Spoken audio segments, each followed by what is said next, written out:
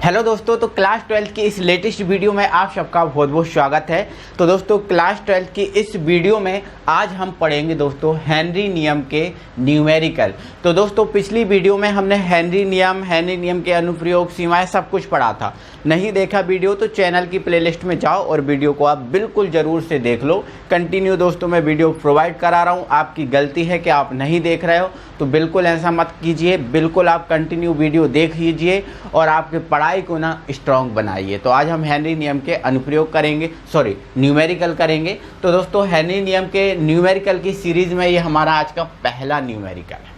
बहुत अच्छे से समझाऊंगा, टेंशन मत लो, ठीक है। तो ये दोस्तों हमारा पहला न्यूमेरिकल है और पहला न्यूमेरिकल हमसे क्या बोल रहा है उसको समझो, ठीक है। तो देखो, यदि नाइट्रोजन गैस मतलब N2, नाइट्रोजन गैस मतलब N2 को 293 केल्विन ताप है यहाँ पर 293 केल्विन, तो 293 केल्विन ताप पर जल में प्रवाहित किया जाता है, मतलब जल में मिलाया जाता है। जल में प्रवाहित किया जाता है मतलब जल में मिलाया जाता है। तो कौन सी गैस को मिला रहे हैं जल में? नाइट्रोजन गैस को मिला रहे हैं जल में, ठीक है। आगे बोला है तो 1 लीटर जल में, आपसे बोला गया है तो 1 लीटर जल में कितने मिलीमोल नाइट्रोजन विलय होगी।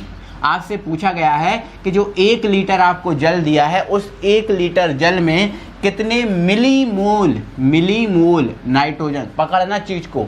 यहाँ पर जो नाइट्रोजन मतलब जो गैस है, गैस की मात्रा किस में दी है? मोल में दी है। किस में दी है? मोल में दी है। मोल में दी है मतलब मोल प्रभाज के रूप में दी है, मोल प्रभाज के रूप में दी है, ठीक है। और विलय होगी।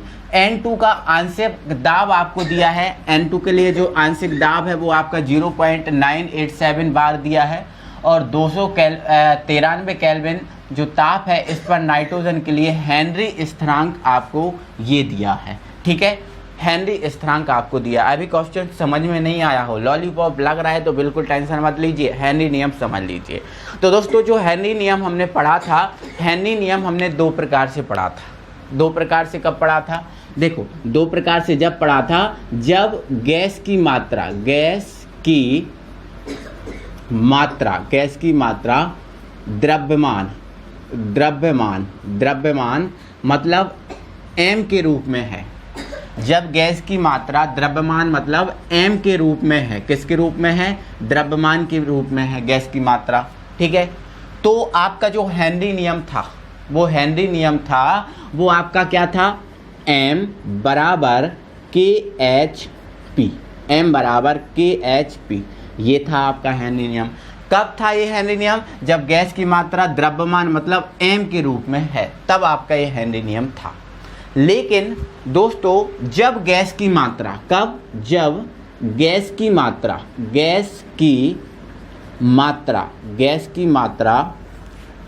मोल प्रभाज क्या है? x। मोल प्रभाज क्या होता है? x के रूप में है, ठीक है। तब आपका हेनरी नियम क्या था उसको पकड़ो। दोस्तों मैंने ये सब पढ़ा दिया है आपको, बिल्कुल आपको मैंने पढ़ा दिया है। आपने नहीं देखा तो जाओ चैनल की लिस्ट में और देख लो आप, ठीक है। चलो, तो जब गैस की मात्रा किसके रूप में हो? मोल प्रभाज मतलब x के रूप में है, तब आपका हेनरी नियम क्या था? तब दोस्तों आपका जो हेनरी नियम था वो था P बराबर KHX। P क्या है? दाब है, KH हेनरी स्थिरांक है और X क्या है? मोल प्रभाज। यहाँ पर M क्या है? गैस की मात्रा मतलब द्रव्यमान, गैस की मात्रा है, ठीक है, द्रव्यमान है। KH क्या है? हेनरी स्थिरांक और P क्या है? दाब। तो दोस्तों आप यहाँ पर पकड़िए, इस क्वेश्चन में पकड़िए कि गैस की मात्रा किस में दी है? मिलीमोल में दी है। किस में दी है? मिलीमोल में, या फिर मिलीमोल में गैस की मात्रा को आपको निकालना है। मतलब ये जो आपको गैस की मात्रा दी है वो मोल प्रभाज के रूप में दी है। किसके रूप में? मोल प्रभाज के। और जब मोल प्रभाज के रूप में दी है तो आपका ये वाला फॉर्मूला इसमें अप्लाई होगा, ये वाला फॉर्मूला इसमें अप्लाई होगा। और इसके लिए हमें किस किस की ज़रूरत है? एक तो दाब की ज़रूरत है, एक हेनरी स्थिरांक की ज़रूरत है और एक एक्स की ज़रूरत है। तो दोस्तों यहाँ पर P दाब मतलब आंशिक दाब करके दिया है ना, ये आंशिक दाब आपको दिया ही है। हेनरी स्थिरांक आपको KH का मान दिया ही है ना। x मतलब x का मान मतलब जो विलेय की मात्रा है, N2 की जो मात्रा है, गैस की मात्रा है, उसको आपको मोल प्रभाज में निकालना है। सिंपल है, ठीक है। इसके न्यूमेरिकल भी कराऊंगा, टेंशन मत लो आपको बिल्कुल भी, ठीक है। चलो तो मैं यहाँ पर लिख लेता हूँ, दिया है क्या सर, दिया है, क्या दिया है हमें, यहाँ पर हमें दिया है P बराबर कितना दिया है, ये दिया है, आंशिक दाब करके दिया है ना, 0.987 बार दिया है, ठीक है। चलो आपको KH की वैल्यू कितनी दे के रखी है, 76.48 बार ये दे के रखी है। कोई दिक्कत, हमें क्या निकालना है, x निकालना है। क्या निकालना है सर, हमें x निकालना है, कुछ नहीं करना है दोस्तों, वैल्यू पुट करो, आंसर आ जाएगा, ठीक है। तो लिख दो यहाँ पर हेनरी नियम से, ठीक है। हेनरी नियम हमें कौन सा वाला लगाना है, आंशिक दाब के रूप में या मिलीमोल, मतलब मिलीमोल के रूप में पूछ रहा है, मतलब मोल प्रभाज आपको पूछ रहा है, तो ये मोल प्रभाज वाला फॉर्मूला लगाओगे। x क्या है यहाँ पर, मोल प्रभाज, ठीक है। तो ये क्या हो जाएगा, P बराबर KH और ये x। यहाँ से हमें देखो इसका और इसका मान दिया है, ठीक है। तो P का मान कितना दिया है, 0.987 और KH का मान दिया है 76.48, ठीक है, इंटू x हमें निकालना है। x की कितनी मिलीमोल मात्रा विलेय होगी, यही पूछा है ना, मतलब x की वैल्यू आपको क्या निकालना है, करना है, निकालना है, ठीक है। चलो तो यहाँ से x का मान निकालेंगे, इसको इसके बटे में भेज दोगे तो x बराबर क्या हो जाएगा, 0.987 अपॉन 76.48, ये x की वैल्यू निकल जाएगी। इसमें इससे डिवाइड करोगे तो x की वैल्यू निकलेगी, x की वैल्यू आपको जाके निकल के आएगी। तो दोस्तों यहाँ पर जो x की वैल्यू निकलेगी वो निकलेगी, इसको इससे डिवाइड करोगे तो वो निकलेगी 0.0129 के आसपास, 0.0129 के आसपास निकलेगी। और ये वैल्यू निकलेगी सर मोल में, किस में निकलेगी, मोल में, क्योंकि मोल प्रभाज जो होता है वो मोल में होता है। यहाँ पर जो मोल प्रभाज आपको दिख रहा है ये किस में होता है, मोल में होता है। तो ये x जो आपका निकला है किस में निकला है सर, मोल में निकला है, किस में, मोल में। लेकिन इसने बोला है कि मिली मोल में बताओ, हमें मिली मोल में आंसर चाहिए। तो इस मोल को दोस्तों हम क्या करेंगे, मिली मोल में बदल देंगे, ठीक है, मिली मोल में। इस मोल को मिली मोल में बदलना है तो आपको इसे विशेष तौर पे याद रखना है दोस्तों कि एक मोल होता है, इस एक मोल बराबर होता है 10 की पावर 3 मिली मोल, 10 की पावर 3 मिली मोल, ठीक है। चलो ये आपको ध्यान रखना है। तो इस मोल को हम मिली मोल में बदलेंगे तो 10 की पावर 3 से क्या कर देंगे, गुणा कर देंगे। तो x बराबर 0.0129 इंटू 10 की पावर क्या हो जाएगा 3, ठीक है। ये आपका किस में आ जाएगा, मिली मोल में जाकर आंसर आ जाएगा। तो इस टाइप से दोस्तों हम इसको कर सकते हैं सॉल्व आउट, क्लियर, ठीक है। तो ये आपका क्या हो गया आंसर, मतलब आपका 1 लीटर जो जल है, इस 1 लीटर जल में 0.0129 इंटू 10 की पावर 3 मिली मोल N2 जो गैस होगी वो विलेय होगी, समझे। तो ऐसे करके आपका जो न्यूमेरिकल है वो न्यूमेरिकल आपको, प्रत्येक न्यूमेरिकल अगर इस टाइप का मिला है तो बिल्कुल ना आपको ऐसे ही सॉल्व करना है, कुछ अलग इसमें नहीं है, बिल्कुल आपको ऐसे ही करना है। बस आपको हेनरी नियम जो है ना वो आना चाहिए अच्छे से, ठीक है। चलो अगला न्यूमेरिकल हम उठाते हैं, मिला है और हम इससे अगला न्यूमेरिकल कह रहा है कि 6.56 इंटू 10 की पावर 3, क्या बोल रखा है, 6.56 इंटू 10 की पावर 3 ग्राम, क्या सर, ग्राम। अब यहाँ पर ग्राम दिया है, मतलब आपको समझाऊंगा, टेंशन मत लो। ग्राम एथेन युक्त एक संतृप्त विलयन, मतलब एथेन युक्त एक संतृप्त विलयन, एथेन गैस होती है और इस एथेन को किसी विलायक में मिलाया है और विलायक में मिलाकर क्या बना दिया गया है, एक संतृप्त विलयन बना दिया गया है। मतलब एथेन की मात्रा आपको पहली स्थिति में 6.56 इंटू 10 की पावर 3 ग्राम दी है, एथेन की मात्रा। अब देखो ये मात्रा एथेन की अभी किस में दी है, ग्राम में दी है। अभी इससे पहले वाली न्यूमेरिकल को हम देख रहे थे तो यहाँ पर जो गैस की मात्रा थी वो मोल में चल रही थी, मिली मोल में चल रही थी, और इसमें किस में दी है, ग्राम में।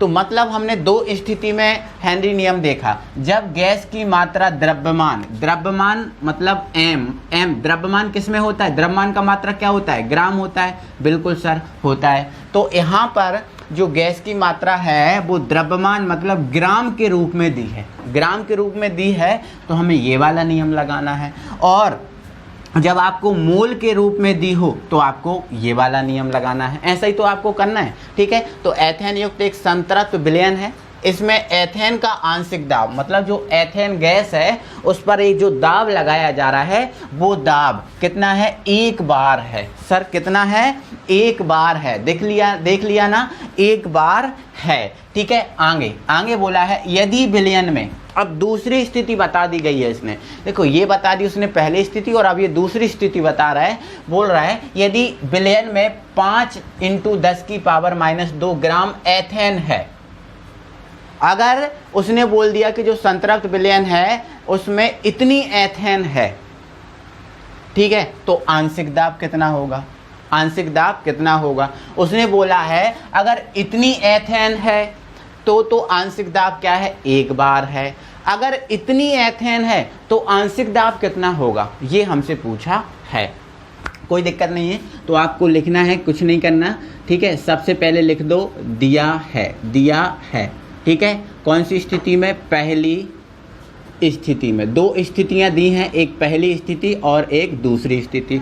तो पहली स्थिति में, कौन सी स्थिति में सर, पहली स्थिति में। तो पहली स्थिति में आपको ये दी है एथेन की मात्रा, एथेन की मात्रा मतलब विलेय की मात्रा, और विलेय की मात्रा, जो विलेय की मात्रा मतलब विलेय मतलब इसमें हेनरी नियम में विलेय क्या होता है, गैस ही होता है, ठीक है।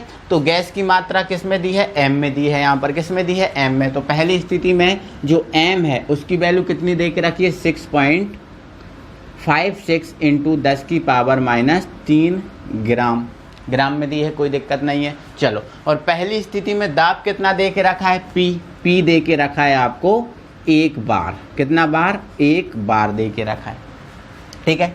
हेनरी नियम लगा दो, हेनरी नियम से क्या होता है, हेनरी नियम ये वाला लगेगा क्योंकि आपको गैस की मात्रा द्रव्यमान मतलब ग्राम में दी है, ठीक है। चलो, तो क्या लगेगा, m बराबर KH और ये आपका आ गया P। m का मान कितना है, ये है 6.56 × 10⁻³ ये हमारा KH, और P का मान कितना है, 1। कोई मतलब ही नहीं है, बन का कोई मतलब नहीं है। तो यहाँ से दोस्तों हमें किसकी वैल्यू मिल गई है, KH की वैल्यू मिल गई है। किसकी वैल्यू मिल गई है, KH की वैल्यू यहाँ से आपको प्राप्त हो गई है। और KH की वैल्यू कितनी हुई है, 6.56 × 10⁻³ किसकी वैल्यू है, KH की वैल्यू मिल गई। अब हमें दूसरी स्थिति में केवल आपको गैस की मात्रा m का मान दिया है, m का मान दिया है, और KH का मान हमने पहली स्थिति से निकाल लिया है ना। तो जब हम इसमें m और KH का मान रखेंगे तो P का मान आ जाएगा, और हमसे क्या बोला है, आंशिक दाब मतलब P का मान ही तो पूछा है, यही बोला है ना, ठीक है। तो दूसरी स्थिति में,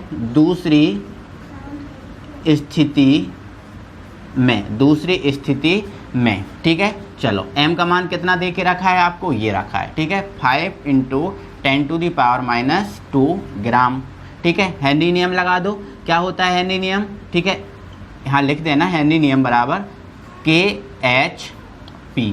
अब यहाँ पर हमें P का मान निकालना है, m का मान दिया है कितना, ये है 5 × 10⁻²। KH का मान यहाँ से प्राप्त हो गया 6.56 × 10⁻³ इंटू आपका P। हमें किसका मान निकालना है, P का मान निकालना है। इसको ले जाओ इसके बटे में, ठीक है। जब इसको इसके बटे में ले जाएंगे तो यहाँ से आपका जो P है वो क्या हो जाएगा, 5, इसको इसके बटे में ले जाएंगे, 5 × 10⁻², और ये 6.56 × 10⁻³, ठीक है। इसको पूरा का पूरा हम सॉल्व आउट करेंगे, मतलब इसको सॉल्व करेंगे। जैसे ही हम सॉल्व करेंगे तो देखो यहाँ से इस चीज़ को समझो, 2 से ये आपका ये 3 है और ये 2 है, ठीक है। तो 2 से 2 तो कट जाएगा, कितना बचेगा, 1। या फिर आप क्या करो, इसको आप ऊपर ले जाओ, ठीक है। तो ये आपका 5/6.56 इंटू ये 10⁻² है ना, और इसको ऊपर ले जाएंगे तो ये माइनस का है तो प्लस में हो जाएगा, ठीक है। 3 में से 2 घट जाएंगे, ठीक है। तो हमारे पास क्या प्राप्त होगा, 5/6.56 और 10 टू दी पावर क्या हो जाएगा, 1 प्राप्त हो जाएगा, ठीक है। मतलब क्या हो जाएगा, एक 10 ही प्राप्त हो जाएगा, ठीक है। चलो तो ये कितना हो जाएगा, 50, तो ये हो गया अपना 50, ठीक है। और ये 6.56, 50 में 6.566, इसको इससे डिवाइड करोगे तो ये आपका आंसर आएगा 0.762 के आसपास आएगा, जो आप लिख देना किसमें, बार में। और यही आपका क्या होगा, आंशिक दाब होगा जब विलयन में इतनी एथेन को क्या होता है, विलय किया जाता है। इतनी एथेन जब विलयन में होती है तो आंशिक दाब आपका ये आता है। आई होप आप समझ गए होंगे, कोई दिक्कत नहीं होगी दोस्तों, ठीक है, समझ गए ना। चलो अब हम बढ़ते हैं अगले न्यूमेरिकल पर।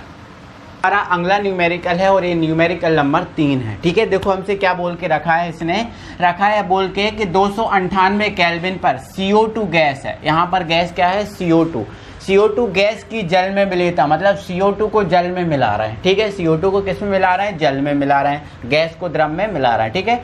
CO2 गैस की जल में विलेयता के लिए हेनरी स्थिरांक, कौन सा स्थिरांक, हेनरी स्थिरांक, मतलब आपको हेनरी स्थिरांक जो आपका KH होता है, इस KH की वैल्यू आपको ये दे के रखी है 1.67 × 10 to the power 8 pascal, clear, ठीक है। चलो आगे बोला है 500 ml सोडा जल, एक सोडा जल बनाया जा रहा है, ठीक है। इसमें जल में जब CO2 को मिलाया जाता है तो हमें एक सोडा जल प्राप्त होता है, तो वो सोडा जल बनाया जा रहा है। तो उस सोडा जल को 500 ml सोडा जल बनाने के लिए जो दाब है वो 2.5 ATM दाब पर बंद किया गया, ठीक है।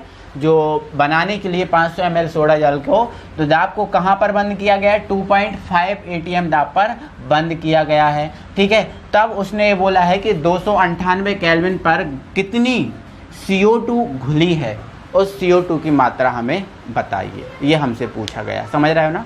उसने क्या बोला रखा है कि 298 केल्विन पर CO2 गैस की जल में विलेयता हमें बताना है। जब CO2 को जल में मिलाते हैं तो एक सोडा जल प्राप्त होता है, ठीक है।